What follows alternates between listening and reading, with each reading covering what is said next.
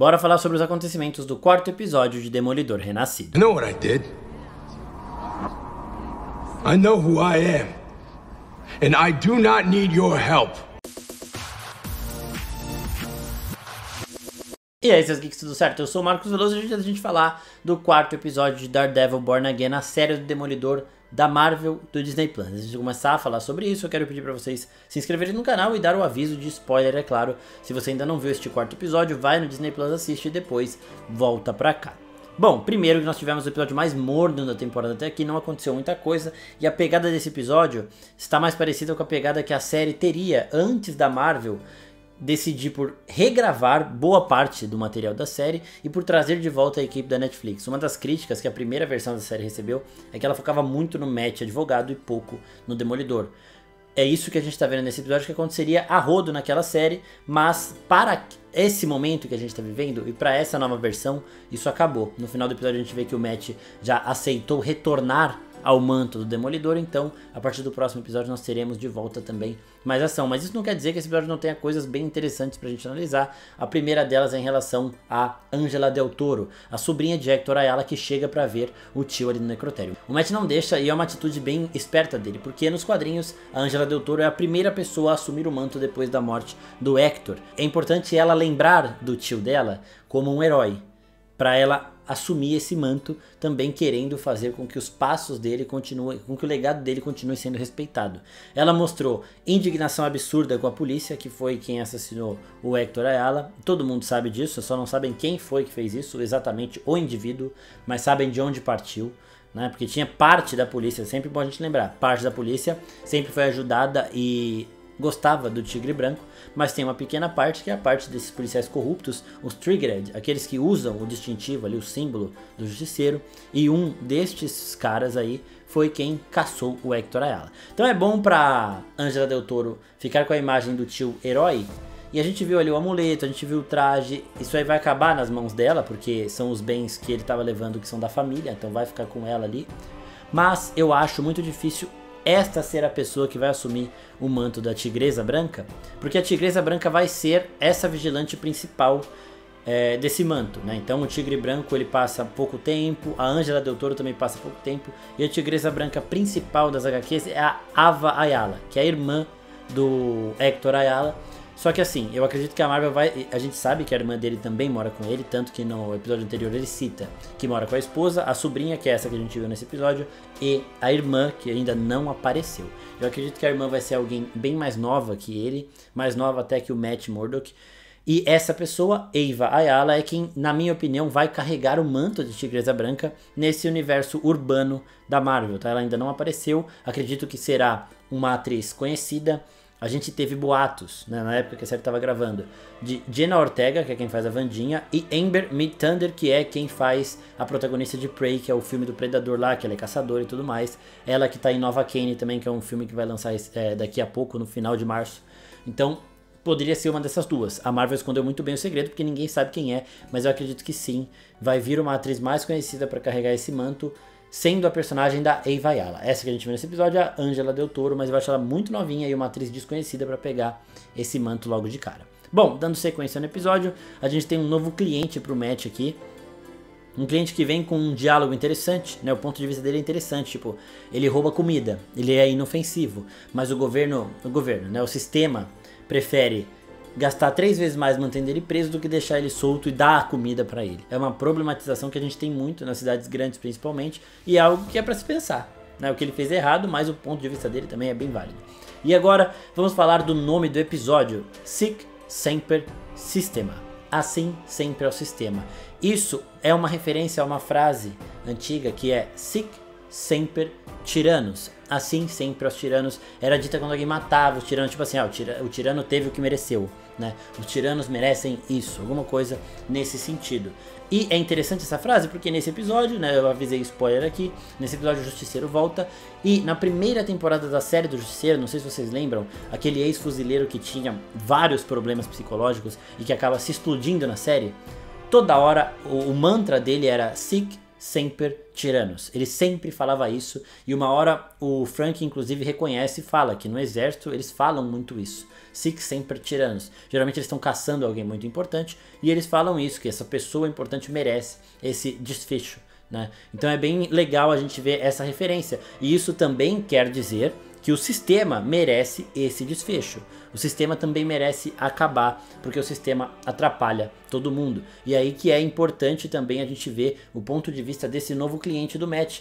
Porque, querendo ou não, ele tem um ponto válido de que o sistema atrapalha mais do que ajuda, né? Então é bem legal a gente ver como essa frase conversa tanto com o retorno do Justiceiro quanto com o contexto que a gente está vendo tudo acontecer nessa Nova York. Aí nós temos aquele funcionário do Fisk dando com a língua nos dentes, né? A Baby Yurik, ela manipula o cara do jeito que ela quiser. Ela deu umas bebidas pra ele e acabou soltando coisa que ele não devia. E eu acho que aí a série peca um pouco no ritmo e na forma com que ela lida com os acontecimentos desse episódio, porque eu acho que esse episódio é o mais morno de todos, e eu acho que ele perde também nisso. Ele gasta tempo demais com algumas coisas e vai rápido demais em outras. Esse momento que ele conta pra Baby Yurik o que ele contou e que ela publica depois e que o Fisk fica sabendo que deu merda em relação à imagem dele como prefeito, eu acho que eles deviam ter aproveitado um pouco mais, dado um pouco mais de foco nisso pra gente entender mais da gravidade do que aconteceu. A fala dele com ela na balada é jogada, até aí tudo bem, né? Tava bêbado, podia... mas é meio jogada. Eles descobrindo rapidamente, tipo assim, já chega logo neles. A gente não vê as pessoas reagindo a isso antes de chegar no Fisk. Chega logo neles, na assessora dele. E aí ele já lida com isso, ele já descobre quem foi, sabe? Foi tudo muito rápido pra gente sentir um pouco do peso disso. Então pareceu mais que eles estavam jogando, tipo assim, o Fisk tem que ter problemas com o povo. Vamos jogar isso aí, pronto, acabou. Do que realmente mostrar pra gente que era grave o que a Baby Yurik fez. O que ela fez, eu e meu irmão já estavam conversando e ele falou isso e é verdade, o Ben Yurik jamais faria. Porque ela queimou a fonte principal que ela tinha. Tanto esse cara quanto o próprio Fisk. Ela tinha acesso direto ao Fisk, né? Mas pode ter sido outra pessoa que publicou. O cara sabe pra quem ele contou, tá? Ela pode ter passado a matéria pra outra pessoa, mas aí ela seria mais burra ainda. Porque ela vai perder o contato com o Fisk de qualquer jeito. Porque o cara só contou isso pra ela, né?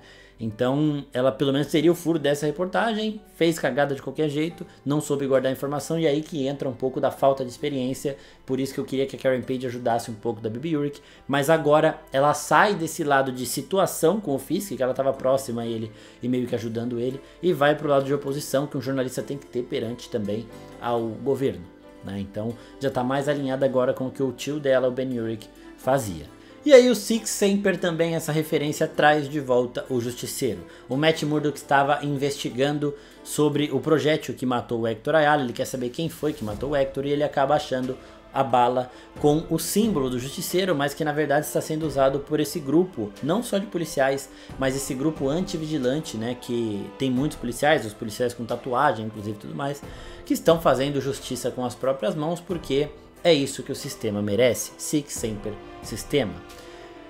E aí o Matt, como vê esse símbolo, vai atrás dele, Frank Castle, né? Foi muito bem preparado a chegada do Frank. Enquanto o Matt estava andando, eu e meu irmão a gente conversando, falando ou é o Frank ou é a Jessica Jones, porque a Jessica Jones, ela é investigadora e poderia também ajudar o Matt a descobrir de onde veio aquela bala. Mas faz mais sentido ser o Justiceiro porque é o símbolo dele ali. E aí nós temos o retorno de Frank Castle, uma das escalações de elenco mais fabulosas da Marvel atualmente, que graças à Netflix aconteceu. Some doctor, they're gonna get me to stop from doing what I want to do? Well, that ain't happening. Not on my watch. A força que o Justiceiro sempre teve. Sempre bom a gente lembrar como que o Justiceiro acaba nas séries da Netflix. Ele acaba simplesmente caçando bandido em Nova York e ele está exatamente fazendo isso ainda aqui. O showrunner de Demolidor Renascido disse que a série se passa 7 anos depois dos acontecimentos da Netflix. Então o Justiceiro ficou 7 anos caçando bandido, caçando vagabundo em Nova York, ele continua fazendo isso. Mas o interessante aqui é que a equipe da série deu uma entrevista falando que o Matt iria atrás do Justiceiro porque tem uma linha que ele, Matt, não consegue cruzar e que o Justiceiro, que sempre vai direto ao ponto, ajudaria ele a superar, né? Ajudaria colocando a mão na massa ou do jeito que ele ajudou mesmo, né? Porque de primeiro momento a gente lê essa declaração, acredita que o Matt quer matar alguém, não pode, e vai até o Justiceiro para matar. Mas isso também não faria muito sentido em relação ao Matt Murdock, porque não é que ele não quer matar alguém, ele não quer que a pessoa seja morta, independente de quem for sujar as mãos. Tanto quando ele lutava em parceria com o Justiceiro, com a Elektra, com o Stick, ele, além dele não matar as pessoas que estavam lutando com ele, ele não deixava os outros também matarem, né? Então não faria sentido ele ir atrás do Frank pro Frank matar uma pessoa que ele não quer matar. O que faz sentido é o que aconteceu aqui. Ele não consegue ser o Demolidor por conta do luto que ele ainda sente pelo Fog. Ele não consegue falar o nome do Fog. Passou mais de um ano e ele não consegue falar o nome do Fog. E a pessoa que mais entende de luto e de lidar com esse luto não é aceitar o luto, não é superar o luto, é lidar com esse luto. O Frank é extremamente perturbado por conta do luto de ter perdido a família dele e ele convive diariamente com isso. Na série da Netflix mostra que a bala alojada na testa, na cabeça do Frank, né, faz com que ele reviva o trauma, o grande trauma dele todos os dias. Então toda hora que ele dorme, ele vê a família dele feliz. A gente vê muito isso na primeira temporada da série do Justiceiro. Toda hora que ele dorme, ele vê a família dele feliz, ele tem um pesadelo e acorda com esse pesadelo. Então ele sempre revive isso, ele sabe como lidar com isso. E ele entende direitinho o que o Matt está fazendo lá. Oh my God. Ele fala, você veio aqui me pedir permissão. E o Matt, tipo assim, não, sabe aquele negócio que você quer, mas você finge que não quer? O Matt foi lá exatamente pra isso. O Justiceiro entendeu e todas as conversas dos dois são fabulosas. E essa é mais uma dessas. Porque ele começa a falar do Fog. E aí você pensa assim, nossa, o Justiceiro tá sendo cuzão. Mas ele não tá sendo cuzão. Ele, mais do que qualquer um, entende o que o Matt tá sentindo. Ele, mais do que qualquer um, sabe o peso dele falar o nome do Fog pro Matt, né? Então, ele só estava fazendo isso porque o Matt queria poder voltar a ser o Demolidor. E ele estava finalmente dando realmente essa permissão pro Matt. É isso que o Matt precisava fazer. Essa é a linha que o Matt precisava cruzar e que o Justiceiro tinha que ajudá-lo a cruzar. Agora, né, o Justiceiro tá caçando vagabundo em Nova York e tem um monte de vagabundo usando a marca dele, matando o vigilante por aí. Então, tipo assim, a aparição do Frank Castle não será resumida a isso. Tá, ele vai voltar à ação. Tem fotos do set dele já sem barba, dele com o cabelo cortado. Então provavelmente o Matt Murdock vai voltar ao Demolidor e vai puxar o Frank Castle de volta pro Justiceiro também, porque ele não vai gostar da galera usando a marca dele para cometer essas atrocidades, né? Ele fala lá, esses copiões de merda, não sei o que, eu não tô nem aí pra isso, mas realmente ele vai fazer a justiça dele, porque o sistema não funciona e é isso que o sistema merece. Aqui nós temos também um outro ponto interessante, que é em relação ao Wilson Fisk e a Vanessa. No episódio anterior eu disse que o sofá seria a nossa forma de ver a aproximação dos dois. Na primeira consulta deles com a Heather Glenn, a psicóloga, a namorada do Matt, eles estão nas extremidades do sofá. E eu disse que eles iam começar a se aproximar um do outro cada vez mais, né? E aqui a Vanessa já está quase no meio do sofá, quase perto do Fisk, inclinada para ele. Ele continua ali meio acanhado, ele ainda não tá tão assim, mas ela já está mais próxima. E a mesa de jantar dos dois também reflete a isso tudo. No episódio anterior eles estavam sentados nas extremidades, um em cada ponta. Agora eles já estão mais próximos um do outro. Então essa proximidade física vai nos mostrando a proximidade deles em termos de casal. E aqui nós temos o Wilson Fisk de fato mostrando que ele sempre permaneceu como o rei do crime. Lá no primeiro ou no segundo episódio, nos dois que foram lançados lá na estreia da série, ele fala pra Vanessa que ele descobriu sobre o caso dela. E ela fala, não faz nada com ele. E ele fala que não vai fazer. Aqui no julgamento, eles falam sobre esse caso de novo. E a Heather pergunta pro Fisk, né? Você sabe onde ele tá? O amante da sua esposa? Não, eu vi ele, eu conversei com ele e agora eu não sei mais onde ele tá. E a Vanessa fala, eu sei bem como você conversa. Ele, não, conversei mesmo. E essa serenidade com que ele fala, parece realmente que ele está falando a verdade.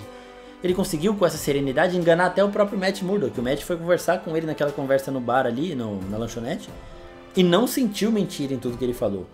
Deu a entender que ele realmente não queria mais ser o rei do crime, mas ele sempre permanece sendo o rei do crime. Então ele enganou o Matt, ele conseguiu manter os batimentos calmos perante ao Matt ali, não transparecer a mentira. E aqui, de novo, por quê? Porque no final do episódio a gente descobre que ele não só conversou com esse cara, ele está mantendo esse cara em cativeiro e todo dia ele vai jantar com esse cara lá preso, provavelmente comendo o mínimo para ficar vivo e continuar sofrendo, né? Então ele continua sendo o Wilson Fisk sádico pra caramba, rei do crime, as duas personas numa só. E tem uma pessoa que sabe porque tem uma pichação disso em um dos muros de Nova York. As pichações, as pinturas dos muros de Nova York também são um ponto bem interessante. Teve uma belíssima do Hector Ayala nesse episódio, né? E os pôsteres da série estão sendo também muito baseados nessas pichações. Tem uma pichação dos Triggered, que são esse grupo aí majoritariamente de policiais que estão caçando os vigilantes, né? Então tem várias aí que vão contando uma história própria e possivelmente talvez seja a mesma pessoa que está fazendo todas elas. Pode ser ou não o Muse, que é o serial killer, e vamos falar dele para encerrar o vídeo. Ele aparece pela primeira vez aqui neste episódio usando a máscara, porque como eu disse nos outros vídeos ele já apareceu antes, provavelmente, tá? Não confirmaram ainda, mas para mim tá mais do que certo. Era aquele maluco que tava falando com a Heather Glenn na sessão de autógrafos que ela tava fazendo do livro dela, o cara que pede ajuda para ela, porque aquele cara tava muito perturbado. É o ator que fez Wandinha também ali, e a interpretação dele só no olhar já passa uma atenção pra gente absurda, porque ele realmente tava querendo fazer merda, né? E o Muse é o cara que faz muita merda, porque ele é um serial killer que, como a gente viu aqui também, faz pinturas, obras de arte com o sangue e as partes das suas vítimas, né? E aqui no final do episódio, ele aparece no meio do episódio rapidinho, só a máscara, e no final do episódio a gente vê uma das obras de arte dele sendo feitas, né? Obras de arte, né, gente? Ele está matando uma pessoa da forma mais cruel possível, provavelmente, porque ele está tirando o sangue da pessoa com ela viva. Então ela só vai morrer quando acabar o sangue dela, ou quando chegar num nível de sangue que ela não consiga mais se manter viva. Mas até lá, ela vai sofrer muito. Ele vai sugando esse sangue das vítimas dele para usar como tinta nas pinturas. E este serial killer será um grande problema. Eu acredito que ele vai acabar matando a Heather Glenn, né? E vai desencadear também de novo a ira dos Murdoch, o demônio de Hell's Kitchen aparecendo. E termina o episódio. O Matt Murdock foi aos seus trajes, pegou as suas roupas de volta de Demolidor, porque ele não estava aguentando mais deixar as coisas para a justiça, porque mesmo a justiça sendo feita, ela não estava sendo feita porque o sistema não vai funcionar. É isso que o sistema merece, as pessoas fazendo justiça com as próprias mãos. E o Matt estava tentando se convencer que o sistema funciona. Ah, o Dex pegou prisão perpétua.